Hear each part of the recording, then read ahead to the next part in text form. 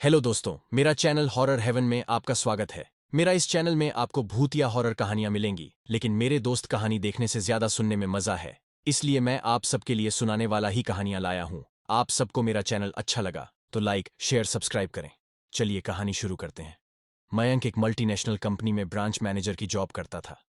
एक दिन मयंक को ऑफिस से घर जाने के लिए लेट हो गया था। सर्दी की मौसम होने के कारण रात भी जल्दी हो गई थी। ठंड भी बहुत शुरू हो चुकी थी। रास्ते में चलते चलते मयंक को अचानक एक आवाज सुनाई दी, रुक जाओ। मयंक वहीं पर ही रुक गया और पीछे मुड़ के देखा, लेकिन पीछे कोई भी नहीं था। फिर से वही आवाज सुनाई दी, सामने देखो।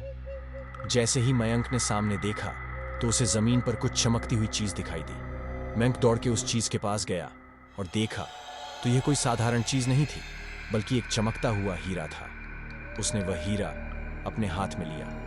उसकी चमक देखकर मयंक की खुशी का पार ना रहा। लेकिन मयंक को कहां पता था यह कोई साधारण है या नहीं, बल्कि एक मायावी हीरा है। अचानक उस हीरे में से आवाज आई, अगर तुम्हें और हीरे चाहिए तो इस जमीन को खोदो। इस जमीन के नीचे बहुत सारे हीरे हैं। मयंक खुश हो गया। उसने उस हीरे को अपनी जेब में डाला और जमीन खोदना शुरू किया। करीबन 2 फीट खोदकाम करने के बाद अचानक मयंक डर के मारे चिल्लाने लगा। इसके कारण उसका संतुलन खो गया और जमीन पर गिर पड़ा, क्योंकि उस गड्ढे में से हीरे मोती नहीं बल्कि किसी इंसान का कटा हुआ सर मिला। अचानक वह सर हवा में उड़ने लगा और बोला, डरो मत, मैं तुम्हें कोई हानि नहीं पहुंचागा। मैं तुम्हें बहुत सारे हीरे जवेरात भी दूंगा। बस मेरी बात ध्यान से सुनो। मैं जहां जाता हूं वहां मेरे पीछे आओ। फिर वह सिर हवा में उड़ा और जंगल की ओर बढ़ने लगा। करीबन 1 किलोमीटर चलने के बाद वह सिर रुक गया। मयंक भी रुक गया। फिर उस सिर ने मयंक से कहा, इस जमीन के भीतर बहुत सारे हीरे मोती जवाहरात छुपे हुए हैं। इस जमीन पे खोद काम शुरू करो। मयंक खुश हो गया और उस जमीन को खोदना शुरू कर दिया। खोदते खोदते उस जमीन के नीचे हीरा मोती तो नहीं मिले, बल्कि उस सिर का कटा हुआ धड़ मिला।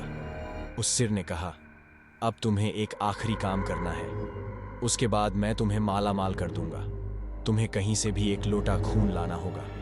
मयंक ने बोला, 1 लोटा खून? पर मैं 1 लोटा खून कहां से लाऊंगा? उस सिर ने कहा, चलो मेरे साथ। वो डरावना चेहरा मयंक को साथ लेकर थोड़ी दूरी पे गया। वहां उसे एक इंसान को जाते हुए देखा। वो सिर बोला, उस इंसान को मारकर उसका खून ले आओ। मयंक डर गया और बोला, नहीं नहीं, यह मुझसे नहीं होगा। मैं यह नहीं कर सकता। अगर तुमने यह काम नहीं किया तो मैं तुझे बहुत बड़ी मुसीबत में डाल दूंगा। फिर तुम्हारी पूरी जिंदगी नर्क बन जाएगी। मयंक ने हाथ जोड़कर उसे कहा, मुझे माफ कर दो। अगर मैंने उसे मार तो मुझे पुलिस गिरफ्तार कर देगी और मुझे जेल जाना पड़ेगा। उस सिर ने अपने तंत्र मंत्र की शक्ति से एक छुरी और लौटा प्रकट किया और गुस्से से बोला, अगर तुम मेरा यह काम नहीं करोगे तो मैं तुम्हारे पूरे परिवार को मौत के गाढ़ उतार दूंगा।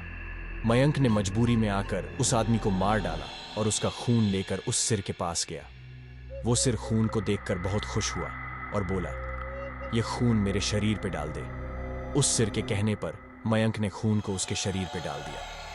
फिर कुछ ही देर में वो कटा हुआ सिर उस शरीर पे जुड़ गया। ये सब देखकर मयंक की हालत अब खराब होने लगी। वो उस भूत को देखकर काफी डर गया। जैसे ही वो भूत जिंदा हुआ तो जोर जोर से हंसने लगा और डरावनी आवाज में बोला, तुमने बहुत बड़ी गलती कर दी कि तुम्हें मुझे फिर से जिंदा कर दिया। अब मैं सिर्फ तुम्हें ही नहीं बल्कि इस पूरे शहर को मौत के गाढ़ उतार दूंगा। डर के मारे मयंक के मुंह से आवाज भी नहीं निकल रही थी।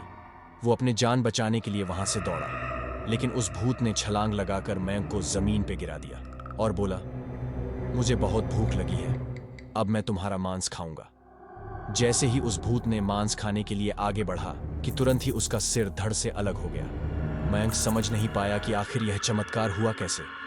जब मयंक ने पीछे मुड़कर देखा तो एक अघोरी बाबा खड़े थे।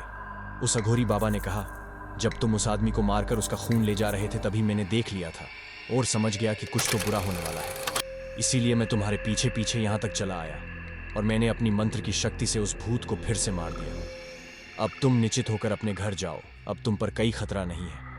आज भी मयंक उस बात को याद करता है तो उसकी रूह तक कांपने लगती है। दोस्तों, आपको यह कहानी कैसी लगी?